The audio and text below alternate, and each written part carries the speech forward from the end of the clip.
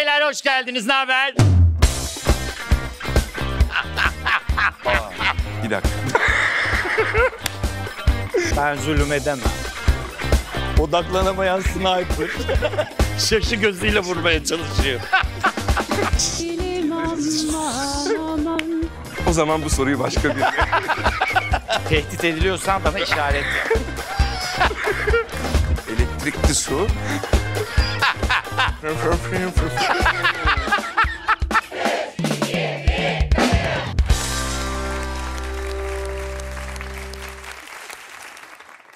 Alkışlarınızla Ozan Akbaba geliyor.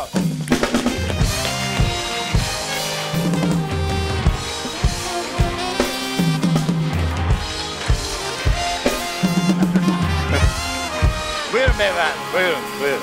Buyurun efendim. Vallahi Ozan'cığım hoş geldin. Hoş bulduk. Gerçekten çok güzel giden bir işin var. Epey yoğunsun. Memnun musun bu tempodan? Memnunum. Yoruluyoruz ama değiyor. Yani hoşuma gitmiyor değil çünkü yaptığımız şey sahnede de öyledir. Ne kadar alkış alırsan o kadar... O kadar da hoşuna gidiyor, değil mi? Yani iyiyiz. Şimdi Kars'ta bir köyde doğup 13 yaşına kadar orada yaşıyorsun. Evet. Kars'ta büyümek nasıldı? Çok güzeldi. Yani köyde doğup büyümek kadar bence güzel bir şey yok. Ben çok isterdim oğlum da köyde doğup büyüsün. Evet. Ama tabii hani çağ gereği ve yaptığım meslek dolayısıyla Ozan Ali maalesef demeyeyim. Yani bana kıyasla maalesef İstanbul'da büyümek zorunda. Çok güzel bir hayatı var ama tabii köyde doğup büyümenin de avantajları çok yüksek bence. Bayağı kalabalık bir ailede büyümüşsün Ozan.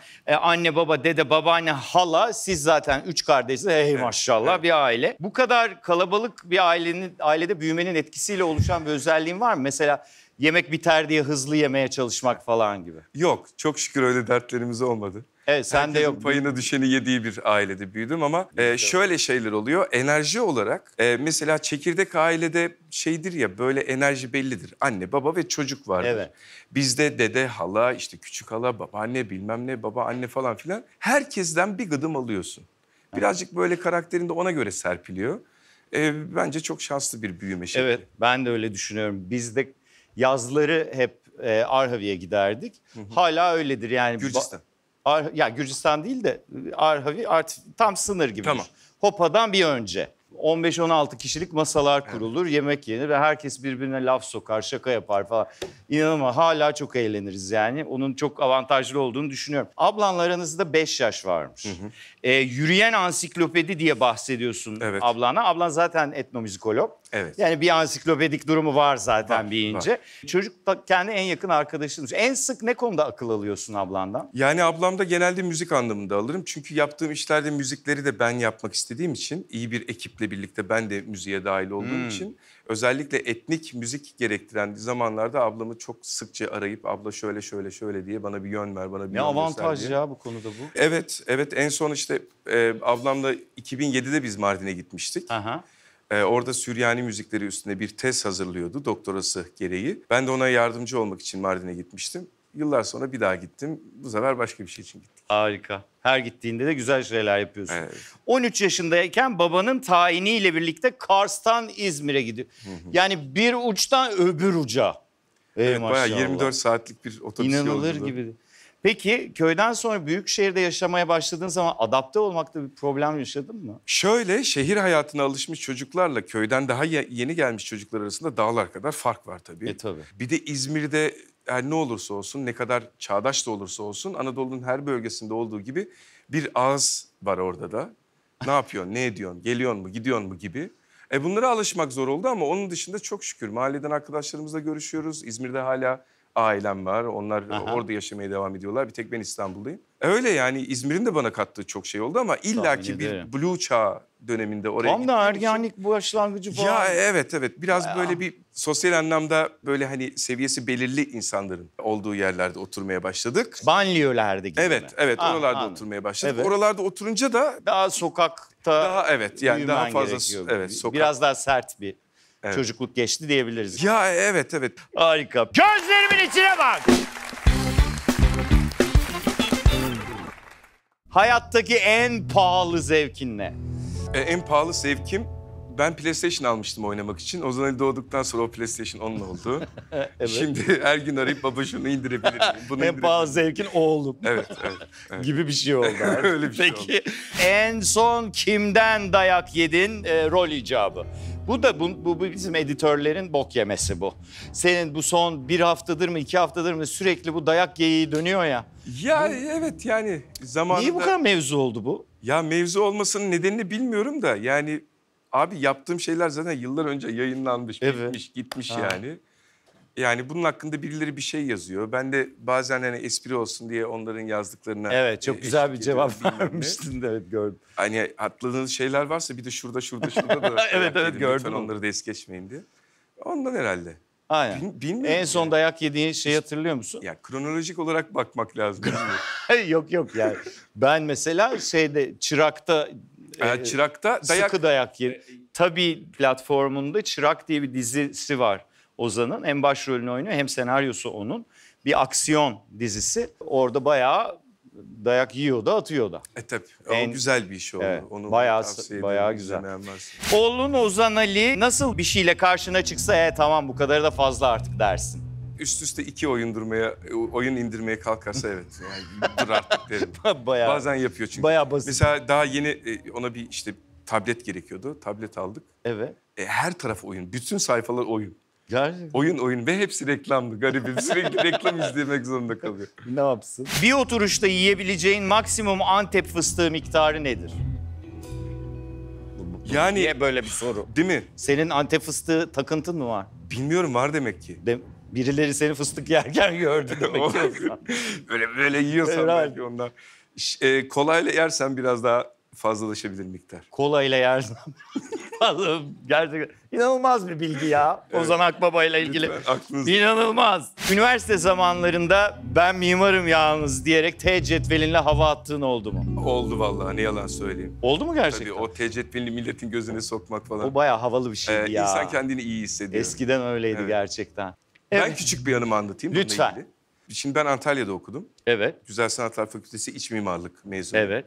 Bir gün işte Antalya'daki Topçular diye bir bölge var. Bizim okulumuz o zaman oradaydı. Orada gece arkadaşlarımızla yemek yiyoruz. Böyle çökmüşüz. İşte yumurta falan filan. Bir anda evin içine orada gece kuşu denilen yarasaya benzeyen bir kuş var. O girdi. Ve 2 gün hayvana dayanmaya çalıştık ama artık çıkmamaya çıkmadı başladı. da. Evet, çıkmadı. Biz de T cetvelini biraz hani zorlaya çıkarmak zorunda kalmıştık. O gün anladım T cetvelleri çok elastik bir şey böyle hiç kırılmıyorlar. O güzel. Beklediğiniz kadar etkin işe yaramadı mı? Bayağı yarıyor. Ha yarıyor. Lap lap kuşa mı vurdunuz? Hiç vurmadık. Vurmadınız. Hep kaçtı. Rüzgar yaptınız, Rüzgar, evet. gitti. Olgunlaştıkça pek de romantikliğim kalmadı yav diyorsun. Yaptığın son romantik şey ne? Ya ben şimdi işim gereği Mardin'deyim ya. Evet. En son işte ailemi yılbaşında falan görmüştüm. Gidip gelmek de bazen sorun oluyor. Yoğun tempoda çalıştığımız için. Hakikaten eşimi ve çocuğumu çok özlüyorum. O kadar uzun bir aradan sonra eşimi görmek bana iyi geliyor. Herhalde o bakışmalar da romantizme dahilse ona güzel baktığımı hissediyorum. Değil. Değil mi? Yani bana soru dahil değil ama anladım. Yani O zaman bu soruyu başka bir... şaka yok gayet anladım ne demek istediğini. Küçükken babanın arabasını çalmışlığın var mı hiç? Var. Ha. Tabii. Yani var. Herkesin vardır herhalde. Herkesin tabii. Ya illaki bir dönem o arabaya bir dişin kaşınır yani. Çalarsın ama bizimki Tofaş'tı o yüzden Çok uzaklaşamıyorsun. yani çok hareket yapamıyorsun Aynen. kısıtlı. Yani standart bir fabrika çıkışlı Tofaş. Arabalardan iyi anladığım için söylüyorum. Ne beygiri yüksekti ne motoru yüksekti o yüzden şöyle bir dönüp tekrar garaja geri Şimdi sokmak. mesela dikkat ediyor musun aldığın arabada beygirdi bilmem ne? Abi şöyle şimdi ben hız filmi çektiğim için Evet. yani orada bütün araba konusunda kendimi şımartmaya çok meyilli bir ortamdı. Aha. Şimdi tabii ki hani gene fabrika çıkışlı arabalar alıyorum ama bir tık daha böyle hani bastın mı böyle bir kendini atan bir araba olursa da hayır demiyorum. Peki mutlu evliliğine güvenerek ilişki tavsiyesi verdiğin son arkadaşın kim? Herkese veriyorum. Vallahi mı? Herkese veriyorum. Nasıl mesela? Son Eş- verdiğin tavsiye neydi? Bir kere işte beni oğlumla konuşuyorken gördüler. Böyle bir garip hissettiler. Dedim ki yaşamanız lazım. O yüzden evlat gerçekten güzel bir kazanım. Çocuk yani ne yapın tür bir diyorsun. dünyada büyüdüğünün tabii ki çok büyük önemi var ama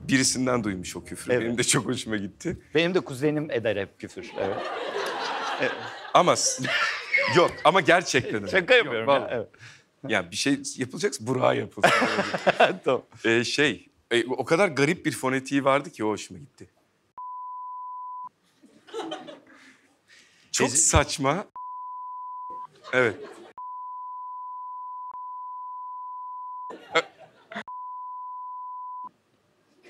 Olur. Hani ben okunduğu gibi. Aynen. Tam olarak hedefi şey yapamadım. Ben de yapamadım. Yani hafif Yani bir de seziyor gibisin. hayır ne şey olduğunu. bir soru sorası var ne? Hani Ya da bir şey cevap gibi. evet. Şöyle şöyle mi? Hani onun gibi bir şey oluyor. Hiç gününde olmadığı bir gün fazla laubali bir hayranınla karşılaşsan ne yaparsın? Genelde yanlış yaptıklarını söylüyorum. Öyle yaklaşanlar oluyor. Ha. Hı hı. Bazen ister istemez yaklaşıyorlar. Sağ olsunlar çoğu çok sempati beslediği için sevecenlikle ve sıcakkanla yaklaşıyor. Ama bazıları tabii sınırı aşıyor. Bugüne kadar aldığın en garip mesaj ne?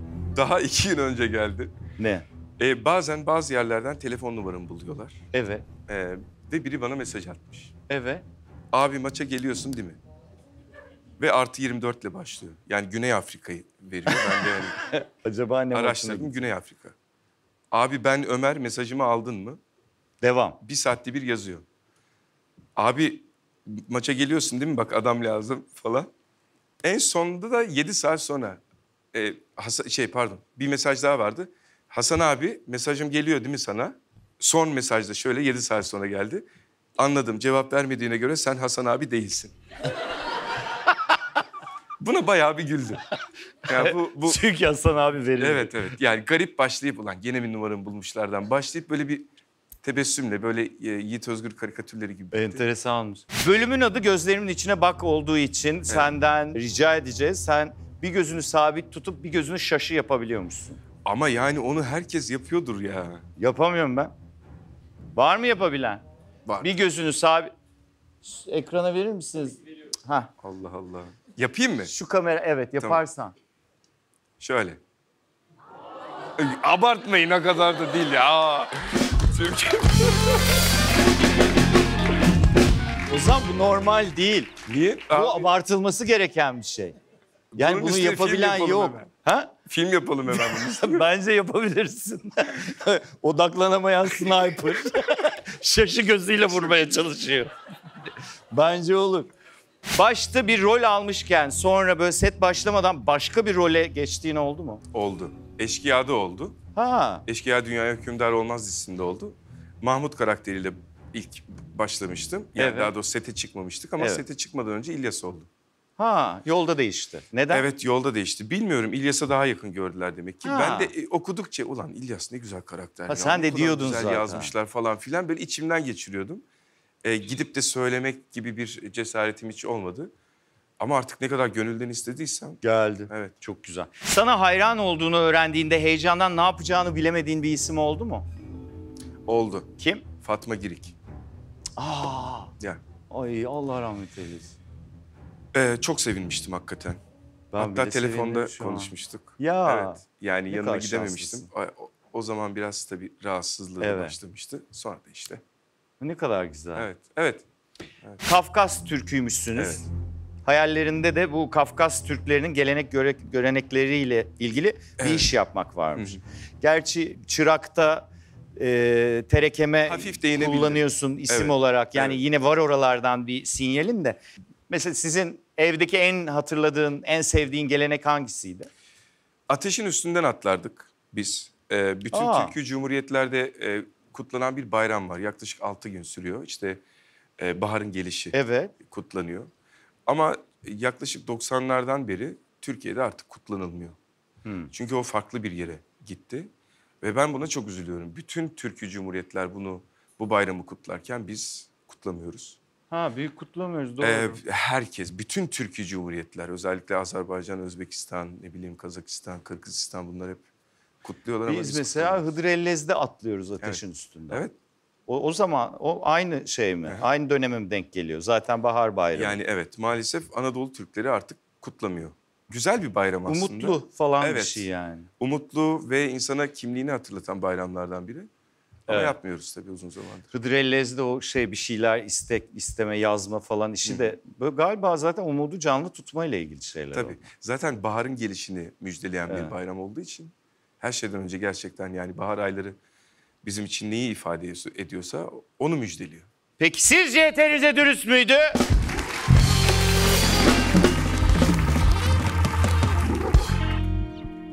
Peki Almanya'da yaşayan bir halan varmış. O size çikolatayla beraber kamera getirmiş.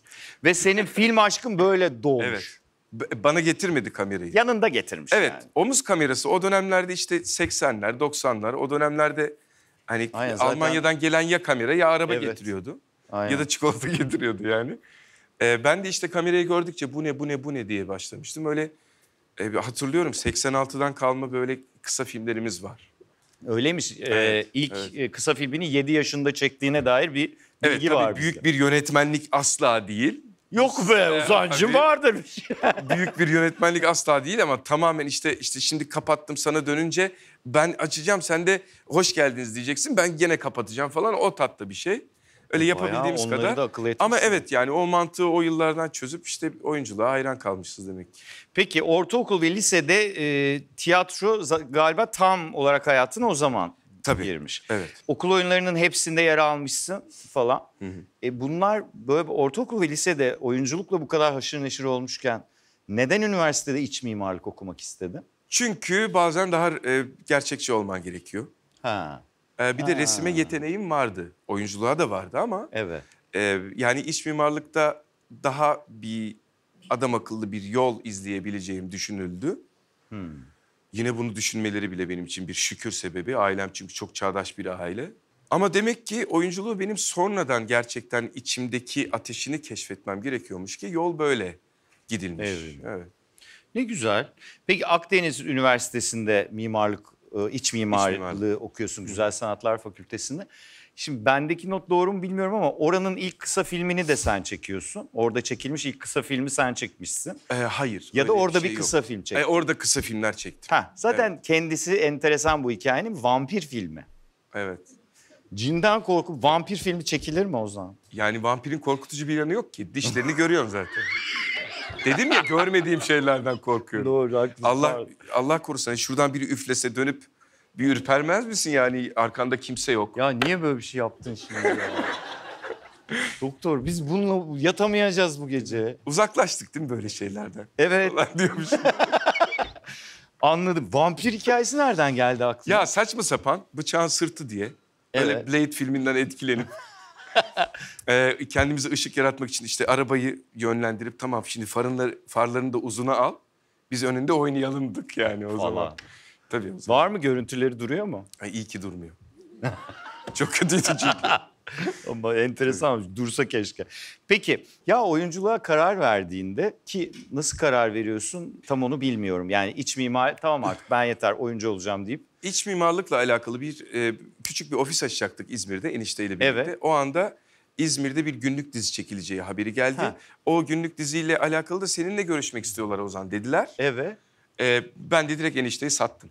Ve oyunculuk Evet. başladı. Orada günlük diziyle başladım. Orası bittikten sonra İstanbul'a geldim. İstanbul'da peki istediğin gibi gitti mi? Çok şükür. Yani Çok şükür. tabii ki hani çok kötü dönemlerim oldu. Evet. hepimiz Ama gibi. herkesin başına geldiği gibi benim de başıma geldi ve sebat etmenin, azimle yürümenin ne demek olduğunu anladım yani. İlla Tabii ki. galiba bu meslek ilk önce onu öğretiyor. Kesinlikle. İlk önce sebat etmeyi öğreniyorsun Evet. ondan sonra başlıyor Evet. işler. Bu mu?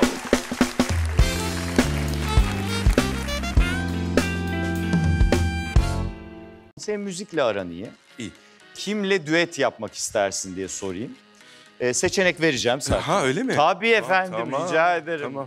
Efendim Sharon Stone'la mı düet yapmak istersin? Ha öyleli tamam. Ne haber? Yok iyiyim. Penelope Cruz'la mı düet yapmak istersin? İspanyol olduğu için sesi daha iyidir diye düşünerek. Aynen. Evet. Kesin ondandır ben de. Vallahi öyle. Aynen abi ben ne dedim? Abi etnik müzik diyorum. Evet.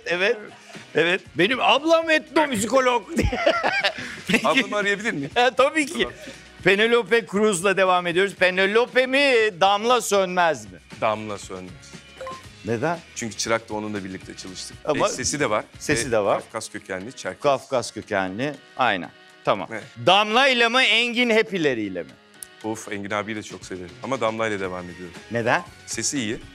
Engin'in değil mi? Biz hala aynı şarkıda mı kaldık? Düet yapıyoruz değil mi? Evet, düet. Tamam, Damla. Engin abi de iyi. Ha, Hatta- solo da iyi galiba. Düet yapınca. İnanılmaz, evet. Damla güzel pas atıyor. Böyle- Güzel, çok güzel. İyi bir cevap. Peki Damla ile mi yoksa Margot Robbie ile mi? Bunu çok düşünmen senin sağlığın için değil. abi. Hayır öyle değil. Şeyi düşünüyorum yani. Sesi nasıldır Ne diye. özelliği Ben de var diye. ne Evet, özelliği var mı diye Evet. mi?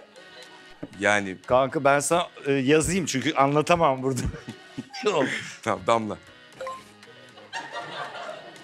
Margot Robbie'nin sesi yoktur diye düşünüyorum. Tabii ki. Ben hala Aynen. düetteyim. Bu arada gerçi Babil diye bir film var, seyrettiniz mi? Margot Robbie oynuyor. Orada sesi bok gibi. Bak dedim ben. Evet. Damla. Aynen, biliyorsun da konuşuyorsun. Evet, peki Damla mı, Vildan Atasever Erdem mi? Ha, Bildan. Neden? Kasaba doktorunda çalıştık onunla da. Evet ve Damla'dan daha iyi sesi. Hayır. Hayır, Vildan daha çok iyi pas söylemiyor. atıyor. Ha? Ne? Bildan ya şarkıyı çok söylemiyor. Çok şarkı söylemez. Ha, o zaman Damla mı? Damla. Ha, Vildan'ı seçmedin. Ya ama şimdi ikisi arasında da hani kaldırma beni. Kaldırdım. Kaldırma. O zaman Bildan'dan devam edelim. Vildan'dan devam ediyoruz. Haksızlık olmaz. Tamam. Yani şöyle. Bak, şu hep yanlış anlaşılır. O zaman onu düzeltmek isterim. Tamam. Şimdi bu sonuna kadar ay onunla da yaptım, şimdi onunla yapayım. Onunla da yaptım, şimdi... Böyle değil. Nasıl? Son kalan isim kimse onunla yapacaksın. Vildan. Vildan'la devam ediyoruz. Sattı Damla Sönmez'i. Vildan mı yoksa Dua Lipa mı? Vildan. Tehdit ediliyorsan bana işaret yap. Dua Lipa'yı da seçersin be abi. Bu kadar da değil yani. Tanımıyorum. Ben ne bileyim kimdir, necidir. Dur, senin sevdiğin küfür neydi?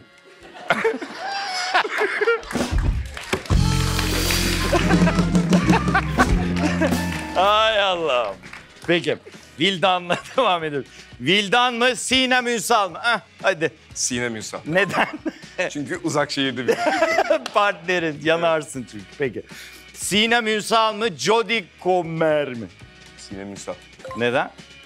Çünkü uzak şehirde bir... Bu ablayı tanımıyoruz. Tanıyoruz. ben- Bu şey ya, bu Killing'de oynayan abla değil mi? Killing Eve, pardon. Sinem Ünsal. Sinem Ünsal, evet. Sinem Ünsal mı, Müfit Kayacan mı? Müfit Kayacan. Kararlı tavrım çok etkileyici. Neden? Çünkü uzak şehirde birlikte... Ya o da uzak şehir yüzünden. Peki, Müfit Kayacan mı, Natalie Portman mı? Müfit abi. Müfit Kayacan. Müfit Kayacan, neden? Çünkü ben Natalie'ye yetişemem. Ne konuda? Başını gitti. Benle düet yapmaz. Yapacak ya. Yapmaz. Ozancığım, o iş bizde. Müfit abiyi ararım. Sen canım hemen, istiyor- Hemen oğlum der. Ben ayarlayacağım ya. Sen Tamam, Natalie ile istiyorsan Natalie. Müfit Kayacan. Müfit Kayacan. Aynen. Kesin bak, bir şey söyleyeceğim. Çocuk tehdit ediliyor. Bana güvenin. Hayır canım, ne alakası var? Tabii. Müfit abi tehdit. Aynen. Müfit Kayacan mı, Oktay Kaynarca mı? Evet. Oktay Kaynarca. Neden? Çünkü eşkıya dünyaya hükümdar olmaz. Yok, Oktay abinin sesi çok iyidir. Aynen. Ve birlikte çok düet yapmışlığımız var. Evet. Abim gibidir. Evet. Ve onunla söylerken bilirim neyle karşılaşacağım. O yüzden Oktay Kaynarca. Aynen. Müfit abinin o kadar da iyi değil diyorsun sesi. O kadar da öyle bir şey demedi. Öyle bir şey demedim. Bu şiddet gör diye gelmesin. Aynen. Oktay Kaynarca ile devam ediyoruz. Oktay Kaynarca mı, Ceza mı? Ceza çok başarılı. Oktay Kaynarca. Oktay abi. Neden? Cezaya da yetişemezsin. Evet, Hızlı söylüyor. Çok hızlı söylüyor. Yersin. Ben mama mi yapana kadar. Nasıl? İşte anladın mı? Anladım. Peki Oktay Kaynarca mı, Oğuzhan Uğur mu? Oğuzhan da benim üniversiteden arkadaşım. Evet. Oktay Kaynarca. Çünkü Harika gidiyor. Oğuzhan çok iyi çalar, söyler. Evet. Ona da yetişemem. Ama Oktay abiyle çok güzel türkü söyleriz. Yani Oğuzhan Uğur'a yetişemezsin ama Oktay Kaynarca'ya zaten yetişirsin ya. Hayır zaten yetişirim değil. Daha önce birlikte söyledik. Ama sen abi... Yani Abi böyle- çok ciddi açık veriyorsun ama ne yapayım? Peki, Açık olur. peki Oktay Kaynarca mı Steve Carell mı? Yani Türkçeyi ne kadar iyi konuştuğuyla alakalı. Türkü söyleyecekse bir denerim. Ama Oktay Kaynarca. Yani Oktay Kaynarca. Oktay Kaynarca. Oktay Kaynarca mı Tom Cruise mu? Aa, bir dakika. Nasıl bir dakika? Tom Cruise'a hayranım Evet, gerçekten. Evet. Yani bir Tom Cruise olamasam da ona yaklaşmayı çok isterdim. evet. Çünkü müthiş bir kariyer, müthiş bir yönetim. Evet. Oktay Kaynarca. Oktay Kaynarca. Peki. Oktay Kaynarca mı Buket Arıkan Akbaba mı? Buket Arıkan Akbaba. Neden? Çünkü birlikte düet yapmışlığımız var. Gerçekten. Oğlumuz var ve çok güzel bir birlikteliğimiz var. O yüzden. Harikulade. Buket Hanım'la yapıyor düeti. Tabii ki. Şimdi asıl bilinirliğin kuzey-güneyde oldu değil mi? Evet. Değil mi? Sümer Evet. karakteriyle. Çok da sevilen bir karakter değildi. Böyle Tabii. hiç şey dediğin oldu mu ya? Beni sokakta tanımasalar iyi ha. Oldu tabii. Yani Beşiktaş'ta falan dolaşırken o dönemlerde. Laf yiyor 2012'ydi muydu? galiba. Burada da mı dayak yemek istiyorsun Ozan falan diye sesler geliyordu yani. Ne diyorsun ya? Tabii, tabii. Allah Allah. Ama tabii ki ilk adam akıllı profesyonel işlerimden biri. O yüzden şükür olsun ki bu kadar iyi bir projede Çok çalıştım. güzel bir proje. Tabii. Çok iyi işte. Peki eşkıya dünyaya hükümdar olmaz. Ülkenin en uzun soluklu işlerinden biri. 199 bölüm yayınlanmış. 200 bölüm çektik, 199'u yayınlandı evet. O ne oldu? 200. ne oldu? Bir takım anlaşmazlıklar diye biliyorum. O yayınlanmayan bölüm Evet, bir tane. Evet. 7. sezonla başlıyordu. Ki Evet. benim içinde olmadığım tek bir bölüm bile yok. Eşkıya'da hatta köprücük kemiğimi kırdığım hafta bile sete Ne gitmiştim diyorsun oynamaya. ya? O yüzden tabii ki hani Eşkıya'nın bende yeri büyük. Aynen. Ve de çok da kaliteli bir işti. Ne yalan söyleyeyim. Evet yani Çünkü bu kadar Türkiye'nin en iyi seyredildiğine oyuncuları neredeyse bir gelip geçti böyle bir Evet, rüzgarlarını müthiş bir estirdiler. kadrosu oldu gerçekten. Peki insanların bu kadar bu diziye 7 sezon diyorsun. Evet. Bu kadar bağlanmasının nedeni neydi sence? Çok gerçekçi yazıyorlardı. Hmm. Eli silah tutan adamlar vardı, aksiyon vardı, insanların hoşuna gitmeyen şeyler vardı. Onlar bir tarafa çok gerçekçi yazılıyordu. Kadınıyla erkeğiyle gerçekten o kadar güzel diyaloglar vardı ki insanlar çakılıp kalıyordu. Yani her seviyeden insanlarla. Kimdi yazarı? Raci Şaşmaz, Bahadır Özdener. Ha. Onlar birlikte yazıyorlardı. Hem yapıyorlardı hem yazıyorlardı. O yüzden ne yaptıklarını bilerek yazıyorlardı. O çok güzel bir şeydi. Çok güzelmiş. Gerçekten tebrik ederim.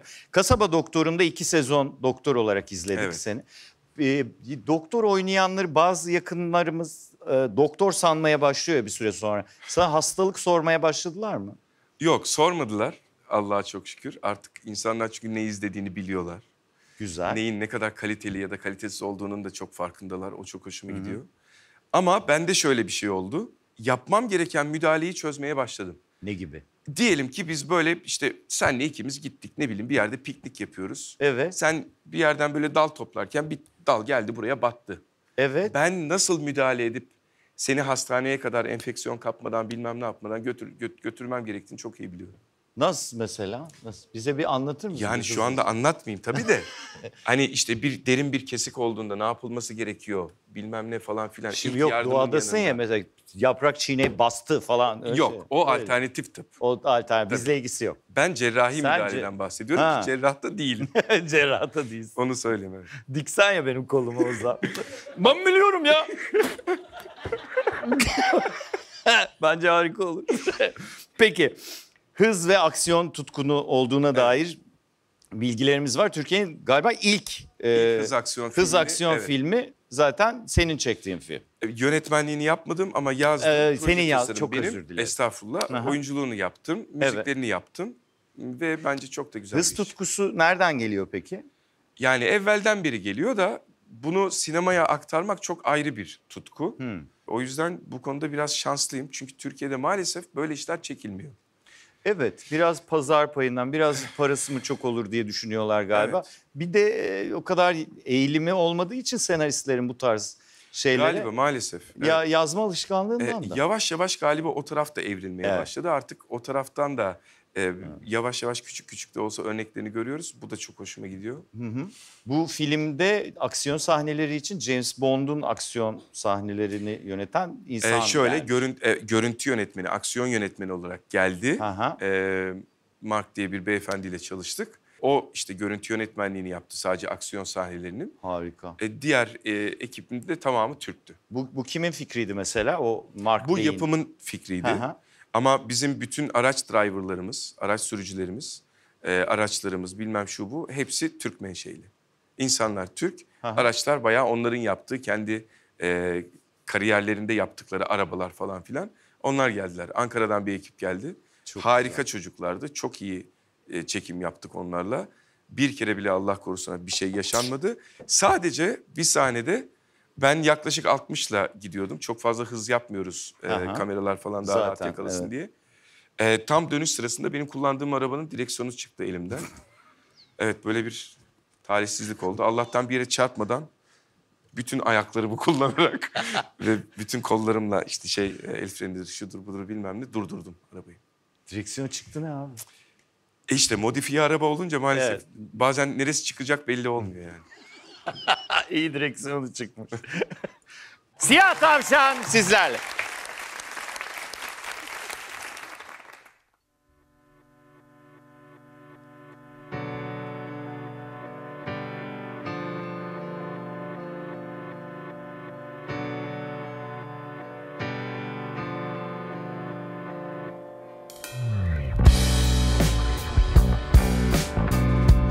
Yapay bir kentte yürürüm yapay dertlerle zincirler içinde bize bir çekiç lazım Tike yeksende artar sosyal mesafe Bu yalan döngüde tek lüksün Ciğerine aldı tam istemli öz yıkım Göğsündeki ağırlık çektiğin kıyakları kendine Bilinçsiz bir 5 saat kabuslarla korkula Gün aymadan uyanma Uzaktaki ışıklar Sessiz sakin pırıldar Sanki kumpas kurmuşlar bana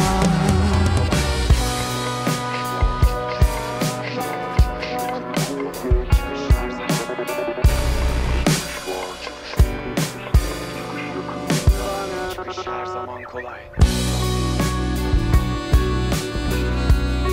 Yayan martılar bedenimi sırtlandılar Gizemsiz yollarda usulca taşıdılar Ayım kaya Tüm sert yolbalar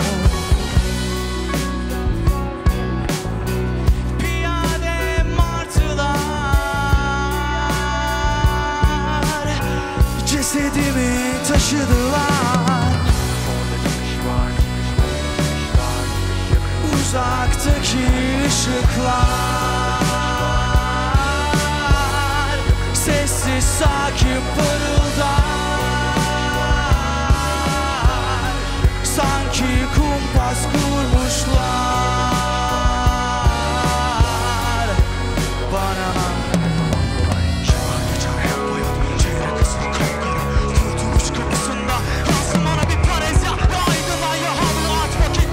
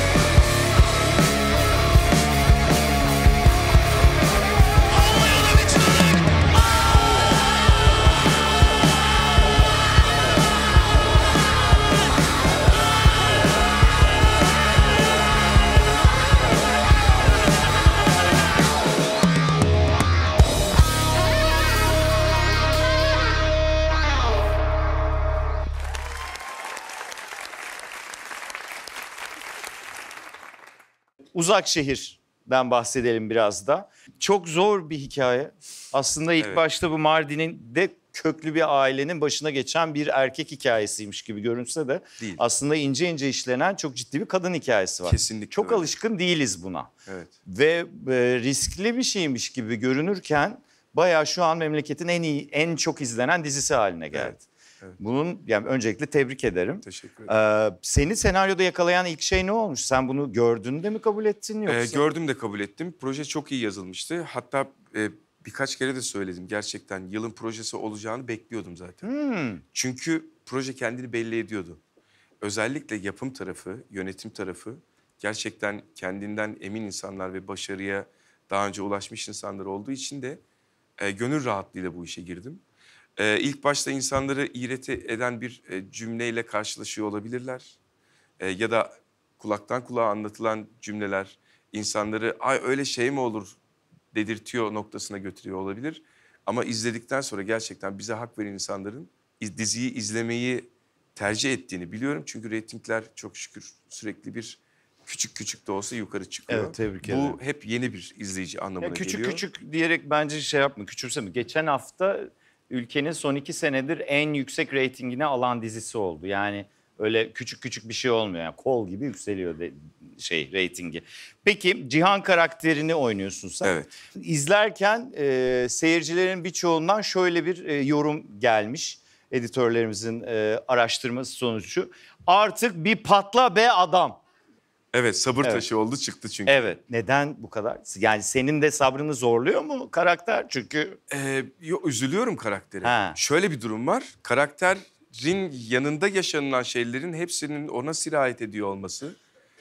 onda bir patlama yaratması gerekiyor. İzleyiciler de ondan bahsediyorlar. evet. Özellikle annesi. Özellikle annesi. Evet, annesi Biz bu konusunda. arada senin demeyeyim dizinin çok ciddi hayranı olan bir yakınımız, büyük yaşlı bir yakınımıza sorduk. Ses kaydı aldık kendisinden. Yayınlayamıyoruz çünkü kayınvalidenin içinden geçti. Dinleyebiliyor muyuz? Ben içeride dinletirim. Tamam. Yani sevdiğin küfür neydi? Öyle düşün. gibi. Çok olacak iş değil. Nefret ediyorlar Evet, kadından. evet. O da ama yani o da ne Ama bu kadar bölüm sert ona da o. üzülecekler. Ya Evet, şu an yayınlanıyor. şu an yayınlanıyor. Biz hala üzülmüyoruz.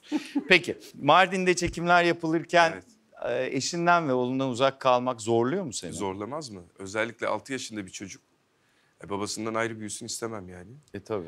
Tabii ki yani beterin beteri var, şükürler olsun. Tabii, Gerçekten Allah hani korusun. iyi bir durumdayız, aile olarak mutluyuz. Ama onlardan ayrı kalmak, uzakta olmak gerçekten yoruyor. Özellikle bu işte son depremlerden sonra falan filan aklın iyice buralarda kalıyor. Bir bakalım, onunla ilgili de çalışmalarımız olacak. Çırak demin bahsettiğimiz ilk sezonu yayınlandı. Bu sefer de seni orada bir aksiyon işinin içinde bir kiralık katil olarak seyrediyoruz Evet. ve adalet arayışında. Evet. Bir onun da senaryosu ve proje tasarımı yine sana mı ait? Evet, müzikleri de benim. Müzikleri de senin. İyi bir grupla birlikte ben onlara ortak oldum. Orijinal müzik Orijinal müzik. Hepsi orijinal mi? Tabii yani nasıl skor o olarak yapıyoruz. Azerice şeyler falan. Mesela Gürcistan'da Terekeme bir arkadaşım var benim. Evet. Nargile Mehtiyeva. O Gürcistan'daki nadir kadın aşıklardan biri. Evet. Bilirsiniz aşıklık geleneği ta Dede Korkut'tan beri gelen Aha. o gelenekler. Özellikle Kafkasya'da şu anda daha güzel yaşanıyor. Dolu dolu yaşanıyor. Ondan rica ettim sağ olsun, o da Uşak'ta bir programa katılıyormuş. Program dönüşünde İzmir'de ablam ve kardeşimin olduğu bizim evin odalarından birinde bir kayıt aldılar. Ne diyorsun ya? Bütün diziyi onun orada çalıp söylediği şarkılarla bezedim. Ne diyorsun donattık. ya? Müthiş bir şeye dönüştü. Bana sorarsan ben şey gibi düşündüm. Hani Azeri müziklerini falan toparlamış. Bak bunu hiç duymadım ben. Sevdiklerini de yerleştirmiş falan sandım. Çok tebrik ederim. Müthiş bir şey Yani yapmışsın. soundtrack olarak çok nadir çalıştık. Ama bütün film müzikleri skor olarak yapıldı. Sahneye uygun yapıldı. Nargile Mehtiyeva'nın da sesi ve vokali ve Çok bağlaması da tebrik dahil. ederim. Çok tebrik ederim. Vallahi helal olsun. İkinci sezonu gelecek mi? İsteniyor, inşallah gelecek. Hadi bakalım. Evet. Güzel. Ben hiç...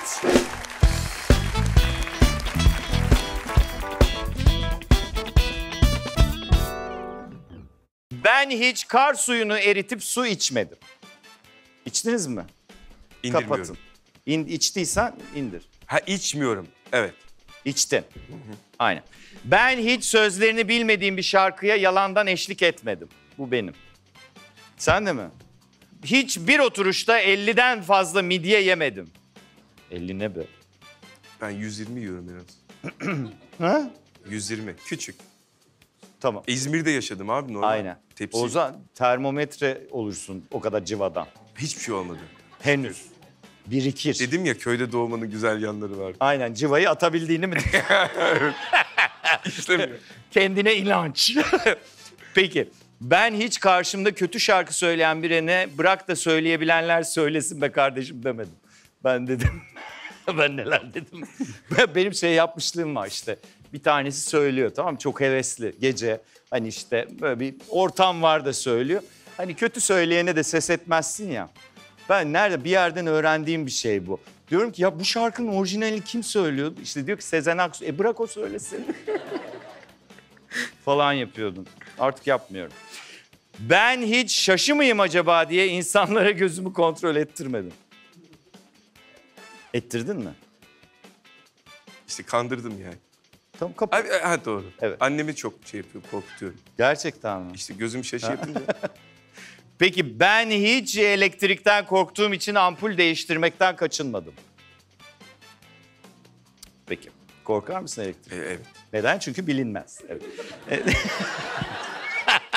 Nedenini söyleyeyim mi? Söyle tabii. Valla çok Evet. küçük, kısaca. Tabii ki. Ben lise zamanında bir yerde bir staj yapıyordum. Evet. Meslek lisesi okuyordum. Evet. Orada galvaniz denilen bir olay vardı. Bir Evet. fabrika. Evet. İşte bu hani bizim şey yok mu işte kapak açacağı. Evet. Onları yapıyorduk. Onlar Aha. böyle parlak parlak gelir ya. Normalde Evet. parlak değil. Normal demir, saç. Aha. Onları bir işlemden geçiriyorsun. Önce işte saf suya, oradan elektrikli suya, oradan bilmem nereye. Aha. Benim haftalarım şöyle geçiyordu. İşte saf su, elektrikli su. Gerçekten. Ya şimdi oldu mu? Oldu. Böyle kaldım ben. Onu indir onu. Bunu mu? O kapalıydı, evet. Kapalı mıydı? Evet. Tamam. Ben hiç set ekibinin işine karıştığım için birinden azar yemedim. Yedin mi hiç azar? Yemedim. Sana ne be oğlum falan. Yemedim. Ben de yemedim. Ben hiç bir oturuşta tepeleme kuru yemişi çatır çutur gömmedim. Yani herkes seninle ilgili Antep fıstığını gömüyor. İşte. Ama yani o kadar senin hatırladığın bir özel bir durumu da yok diyorsun. Hayır yok ama Ha. açken sen değilsin. Ha, anladım, tamam. Peki ben hiç eşimin haksız olduğuna inanmama rağmen ona haklısın demedim. Benim eşim yok, rahatım o yüzden. Ben hiç aynı projede yer aldığım birinin oyunculuğuna içimden o öyle mi oynanır gebeş. Gebeş demesen de o öyle mi oynanır demedim. Demişsindir, indir. Demedim. İçinden demişsindir kardeşim, indir. Ya demedim. Vallahi demedim. Ayağını yere bas tam.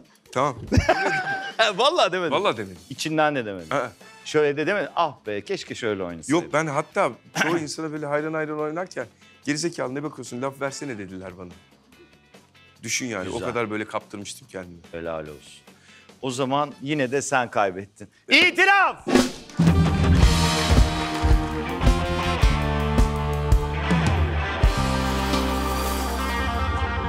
Şimdi sen bir zarf seçmeni rica edeceğim. Gitti de en ortadakini seç. Ver. Tanıştığına pişman olduğun son isim kim?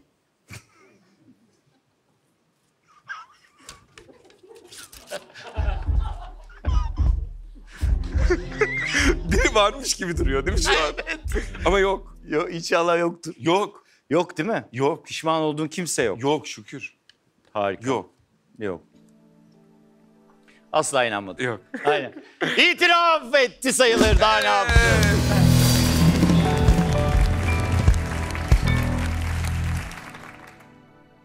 Günün sonunda dizi mi, sinema filmi mi?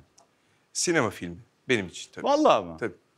Onu daha çok seviyorsun. Evet. Yazmayı mı, oynamayı mı? Yazmayı, oynamayı Her ikisini. ve içinde bulunmayı, yapmak istemeyi, daha çok sinema tarafında ilerlemeyi daha isterim tabii Harika. Peki oyunculuk, senaristlik, mimarlık, o iç mimarlık falan o yeteneğini de kullanıyor musun arada? Onu da... Tabii. Bir marangozhanem var. Orada işte tek parça ürünler falan yapıyorum. marangozhanem var. Doğru. Çok havalı. Bütün bunların yanında bir de müzisyen tarafı var. Müziğe de yeteneklisin. Yuh be kardeşim. Ama aile yetenekli yani. Evet. Benlik bir şey yok onlardan. Aynen genetik diyoruz. Ama işte bağlama, gitar, bateri, yan flüt, akordeon çalabiliyor musun? Bunların hepsini çalabiliyorsun. Evet. Virtüöz değilim ama idare ediyorum. Ben de çünkü virtüöz değilsen diyeceğim. Abi. Peki bilmediğimiz başka bir yeteneğin var mı? Yok. Hepsini söylemişim işte. Ne bileyim işte spor yapıyorum işte bacaklarımı laps diye açıyorum kafamın üstünde dönüyorum. Onlar falan Sakın mı? çiğnerken yürüyebiliyorum. Lisanslı futbolcuydum bir ara. Ya. Ama tabii amatör kümede. Onu çok yukarılara çıkarma şansım olmadı. Harika. Peki türkü seviyorsun gibi anlıyorum. Ben aslında etnik müzik sevdiğim için Ha. bütün etnik müzikleri severim. Aslında Bütün şöyle. etnik müzik mesela reggae mi etnik müzik? Evet. Onu Tabii da kökenine seviyorsun. indiğinde severim. Yani Ha. gider ne bileyim Japonya'da işte 1800 bilmem kaç yılında yapılan bir kaydı da çok böyle severek dinlerim. Eğer müzik iyiyse her türlü müziği dinliyorum. Çok güzel. Söylemeyi sevdiğin var mı? Söylemeyi değil de şimdi sesim çok iyi değil. Evet. Sen o sese katıldın. Katıldım. Ne söylemiştin orada? Azerbaycan müziği söylemiştim bir tane Reşit Behbudov'un. Çok güzel bir müzik. Evet. İşte hani onu seslendirebiliyorum. Çünkü onun içinde oyunculuk var, onun içinde şan var. Evet. Ama çok zor şeyleri söyleyemem tabii ki. Ustalık gerektiren, gırtlak Mesela? gerektiren. Ne bileyim bir uzun hava yapamam mesela. O çok zordur çünkü. Peki şimdi atölyenden bahsedeceğiz. Tamam. Ozan Ali'nin yatağını kendin yapmışsın. Evet. Sıra varmış. Sırım mı varmış? Öyle dediler. Sen sipariş alıyor musun, yapıyor musun falan. Aha o bitti şükür o dönem. Onu yapmıyorsun. Geliyorlardı evet. Ha. Bir 20 parça yapıp sattım. Depreme dayanıklı yatak yapmışsın. Evet. Ne demek o? Depreme dayanıklı yatak şu demek. Şimdi bu hayat üçgeni denilen bir olay var. Evet. Yani Allah korusun üst taraf çökerse Evet. tamamen altında kalmaman için senin Aha. sağlam bir takım mobilyalara ihtiyacın var. Evet. Buna sehpa dahil, masa dahil, ne bileyim kanepe olur, yatak olur. Ben de Ozan Ali'nin yatağını biraz yüksek yaptım. Aha. Ve kullandığım bütün ağaçları, ahşap işte dikmeleri belli başlı bir santimetrenin üstünde yaptım ki herhangi bir çökmede dayanıklılığı Daha yüksek olsun. Evet, yukarıdan binen güce rahatlıkla dayanabilsin diye. O yüzden o da kendini o yaşam üçgenine attığında orada rahatlıkla içinde hareket edebileceği bir boşluk oluşsun istedim. O yüzden çok sağlam bir şey yapmaya çalıştım. Harika. Mutfakta da iddialıyım. Al sana yetenek. Aslında şöyle iddialı değilim. Sadece mutfakta Evet. aşçı yamaklığı yaptım. Evet. Orada tabii ki öğrendim bir şeyler. Evet. Ama uzun zamandır da iddialı olmak için hani tecrübe lazım, işte pratik lazım. Ama misafire şov yapıyormuş. Bazen oluyor. Evet. Ama ne yaptığınla alakalı. Ne yapıyorsun mesela? Mesela misafir dese ki bana bir tane işte ne bileyim hindi tandır yap dese yapamam yani. Tandır Hindi yok. tandır ne ya? Ne bileyim öyle güzel yemekler var. Ne bir kuzu tandır biliyorum ben. İşte Hindi kuzuyu ucuz diye tandıra mi? koyarsan kuzu tandır olur. Hindi Hindiyi koy. tandıra koy. Aynen tandır. Tandır konulanı. Beni koysak İbrahim Tandır. Güzel yani. Evet. Kapmış meğer tandır. Yani mantık işte yani. Evet. Peki en yapmayı sevdiğin şey ne? Yapmayı sevdiğim şey Yani mesela şov yapacağın zaman hangi yemeği yapıyorsun? limonlu tavuk. Ne Dışı diyorsun? böyle çıtır oluyor, içi Allah çok aşkına. güzel. Hafif Yumuşacık, bir ekşi sulu. bir tat. Ne diyorsun? Evet, Şov o. biraz. Alır puanları toplar. Peki Twitter hesabını incelediğimizde tarihle epey içli dışlı olduğunu gör. İlgin nereden geliyor? İlgim yapmak istediğim projelerle alakalı aslında. Zaten Hani araştırıyorsun. bir şey yapacaksam tam ve doğru yapmayı çok isterim diye. Bir de o kökenlerimi de işte dediğim gibi işin içine bulaştırarak anlatmak istediğim bir hikaye var. O yüzden özellikle Kafkasya tarihine biraz İlgi duyuyorsun. ilgi duyuyorum. Biraz Bunu anladım hakimim. zaten. Onunla ilgili özel bir bağın var zaten. Var. Toksik maskülinite.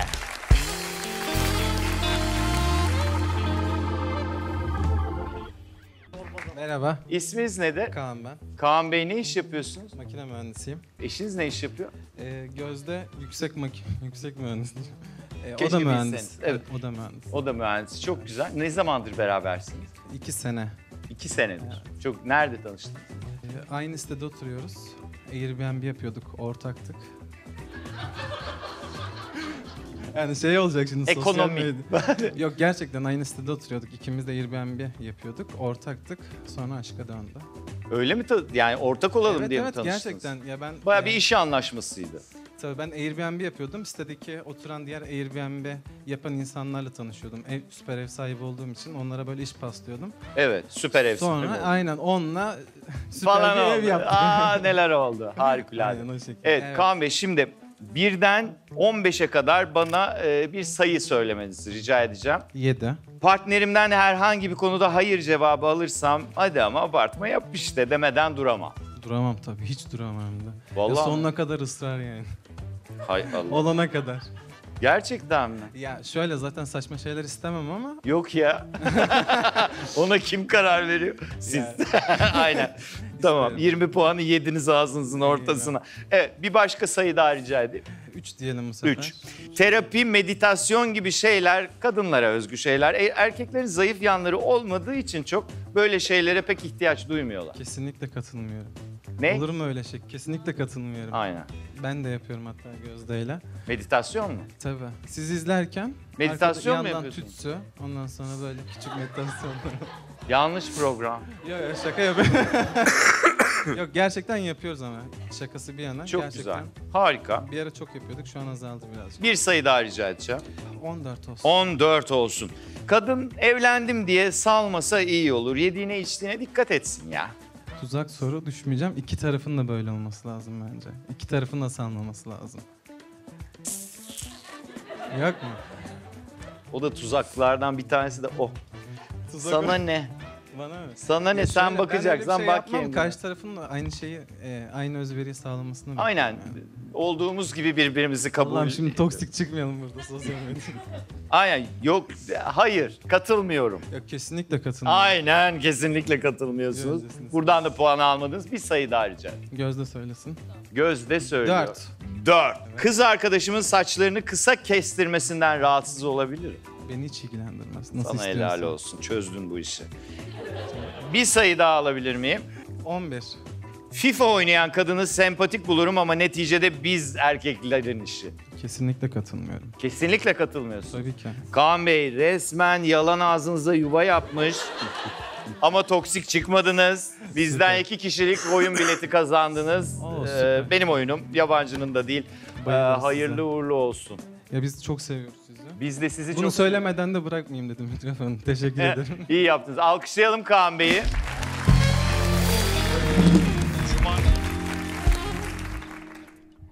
Peki Oğuzhan Uğur'la üniversite arkadaşıymışsınız. Bu iki affedersin fırlamanın yan yana geldiğinde yaşanmış enteresan anı vardır diye tahmin ettik biz. Bizimle paylaşabileceğin. Ya Oğuzhan bana çok zulmetti. Bir Zulmetti kere, mi? Aa, Yani bir kere işte onun evinde uyuyakalmıştım üniversitedeyken. Beni deprem oluyor Oğuzhan çabuk uyan diye kaldırdı ve ben hani affedersin maymuna döndüm yani o. ciddi misin? Tabii. Allah'ım Bunu ya. da anlattı. Gerçekten anlattı mı bunu? Anlattı ben de çok güldüm çünkü hakikaten komik bir hikayeydi. Ama kendime gene dışarıdan bakabilsem çok üzülürdüm. Hay Allah. Peki iyi vakit geçirir miydiniz? Beraber Tabii, miydiniz? tabii. Hala sürekli? çok severim Aha. Oğuzhan'ı. Ama ikiniz de çok yoğunsunuz eskisi kadar. Ama ben onun kadar asla fırlama olamam. O çok hazır cevaptır. Bir de onun Evet. beyni çok farklı çalışır falan filan. İyi de bir adamdır. Evet. Severim Oğuzhan'ı. Biz de çok severiz kendisini. Peki eşinle bir korku filmi gösteriminde tanışmışsın. Evet. Yıllar sonra... Ammar. O hani cin meselesi. Ha onda mı? Gerçekten mi? Bak kısmete bak. Sındakoy. Araya onu nasıl girdin? Niye girdin acaba? Abi onu sorarsın diye. Peki tekrar karşılaşınca içinden ne güzel seni unutmamak demişsin falan. Evet bazen Bunu öyle. sadece içinden mi söyledin? Hanımefendiye de söyledin mi sonra? Yok ona söylemedim. Söylemedim. Hay Allah söyleseydin o an zaten konu kapanmış. Peki gerçekten hayatında da bu kadar romantik şeyler geçiyor mu içinden? Ya da geçiyor muydu? Yani hani yazmaya kalkınca illaki geçiyor da Yazmaya derken ben kıza yazıyorum ya yazmaya aynı kal- zamanda da. Ha senaryo evet, yazmaya. Evet evet. Anladım. O çok ayrı bir tarafta tabii. Çünkü senaristlikte şeydir ya yapmak istediğin şeyi tam olarak içine girersin ve Evet. oradan bir şeyler çıkarmaya Evet. çalışırsın. Onun gibi değil tabii. Ama böyle şeyler geçiyor, bazı cümleler geçiyor. Özellikle işte Buket'in, Ozan Ali'nin fotoğraflarını paylaşırken güzel cümleler geliyor aklıma ve o bir anda gidiyor işte yani. Harika. 3 hayalim vardı. İkisi gerçek oldu diyorsun. Biri Anka, biri Çırak. Çırak, evet. Üçüncü ne? Yapmak istediğim Kafkasya hikayesi. Ha, onun Kökenlerimi var mı anlattı. peki gözümüzün önünde görebileceğimiz bir yakında? Yavaştan olacak inşallah. Oluşturmaya başladın. Evet, evet. Harika. Sinema filmi olarak tasarlıyordum. 2 sinema filmi ama sanıyorum onu dijital diziye çevirmek şu anda daha mantıklı gibi Ya. olacak. Evet, Görüşüyor musun? evet. Platformlarla. Çok güzel, çok sevindim. Bu arada Çırak'taki oyuncu topluluğuna da bayıldım. Çok, Hakikaten güzel kast oldu. Vallahi güzel olmuş. Yani çok güzel yapımcımız oynadı. Serdar Bey o konuda çok Tebrik ederim. çok doğru hareket etti ve gerçekten işe de yansıdı. Özellikle bir izleyen olarak senin hoşuna gidiyor olması zaten Evet, benim evet. için Ben çok spoiler var. Söyleyemiyorum. Yoksa neler diyeceğim, ne desem spoiler. Yani ilk bölümden itibaren spoiler var çünkü. evet tabii. O yüzden tabii. çok konuşamıyorum. 10 bölüm temiz çiçek 10 gibi bölüm, evet. zırt diye seyrediliyor Evet. vallahi. Çok tebrik ederim. Fondim!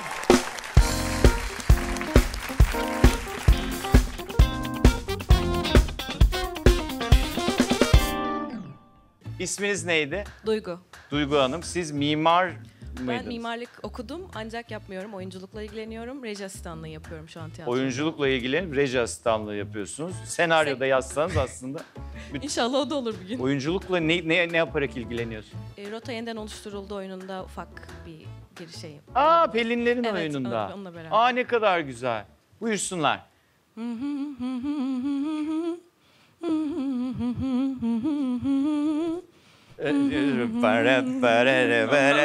Bak, para ne abi? Para ne? Yavrum baban nereli? Nereden Ne haber? Ne? Ama ben bildim. Boksan bildin ha. Ben çünkü seni ona yönlendirdim. Para ne abi dedim yani. Sözlerini alalım. Bir dakika. Tamam kim bildi sen bildin. Yarışma senin abi sen ne diyorsun? Aa, estağfurullah, buradan yürüyemezsiniz Ozan Bey. Duygu Hanım, başka bir şarkı daha hımlar mısınız? Çünkü belli ki Ozan Bey mızır diyecek. Çamura yatız yani. Bir düşüneyim. Lütfen.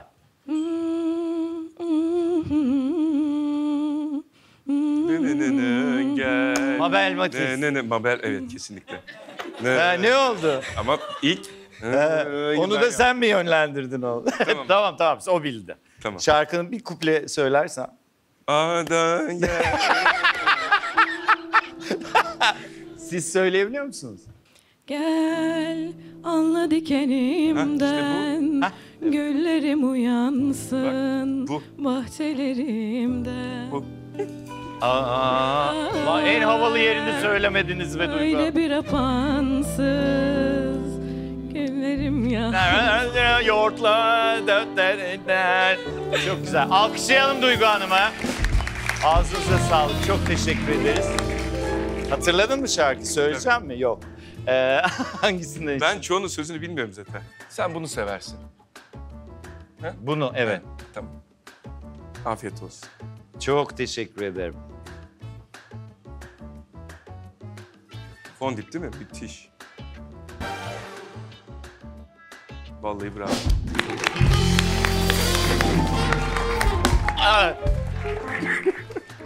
Merhaba. Merhaba. Ala ben. Ala Hanım, ne iş yapıyorsunuz? Avukatım. Çok iyi. Buyursunlar.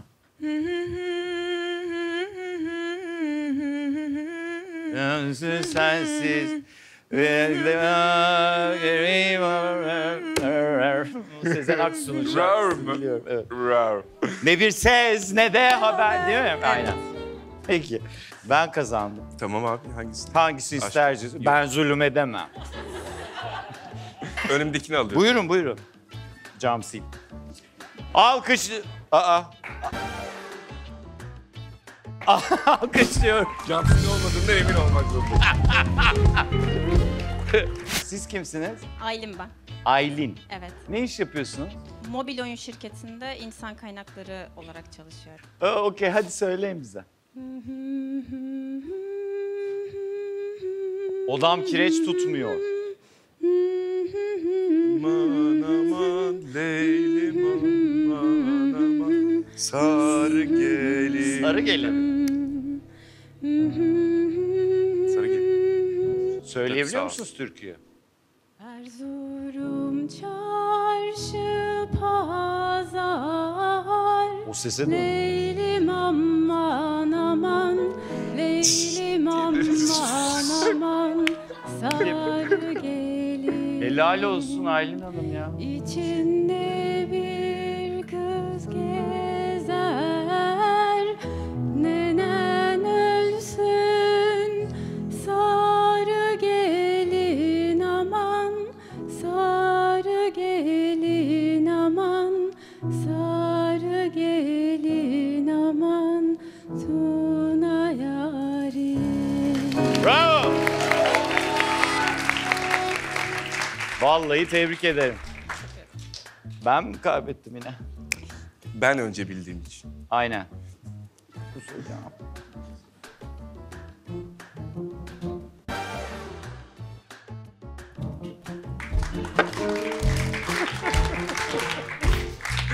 Çok iyi. Sizin isminiz ne? Nilben. Peki, hadi söyleyin bakalım.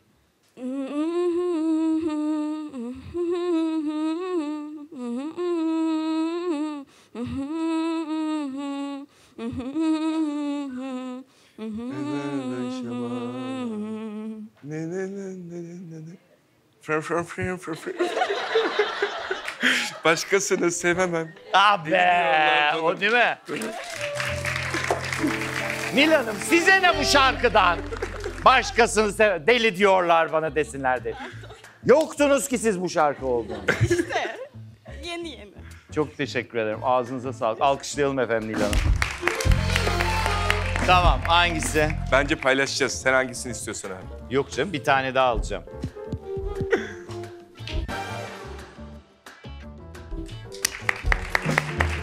İsminiz ne? Simge. Ne iş yapıyorsun? Bir an adımı unuttum. Ben bir teknoloji şirketinde çalışıyorum. Aynı zamanda da bir podcast'ım var. Podcast'te ne anlatıyorsunuz? Ne işle uğraşıyorsun diye bir podcast'ım var. Evet. Orada mesleklerin böyle samimi yönlerini anlatmaya çalışıyorum. Mesleklerin samimi yönleri ne demek Simge Hanım? İşte öyle iş tanımlarında görünmeyen şeyleri biraz gerçekçi bir şekilde konuşmaya çalışıyorum. Ha, bu o kadar da rahat bir şey değil falan gibi mi? Aynen. Siz nereden geliyordunuz? Portekiz. Portekiz'den geliyorum. Ne kadardır Portekizlisiniz? 3 sene oldu. Buyursunlar. Bekarlık sultanlıktan yetti, Yetti canıma. Hadi vette potparaba. Harun. Tanışıyorsunuz değil mi? Ha? Tanışıyorsunuz değil mi? Tabii Portekiz'de yaşıyorum Böyle ben. çat diye de bilinmez yani daha. Nasıl? dedi. Ama Ozan Bey ben absolut kulağım hep söylerim. Falan.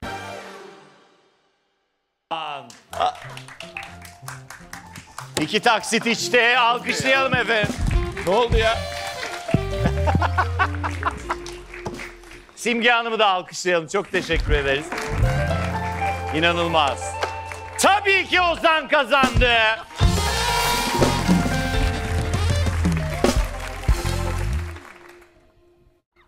Ozan bitti. Valla. Allah canını Abi çok alsın. güzel program.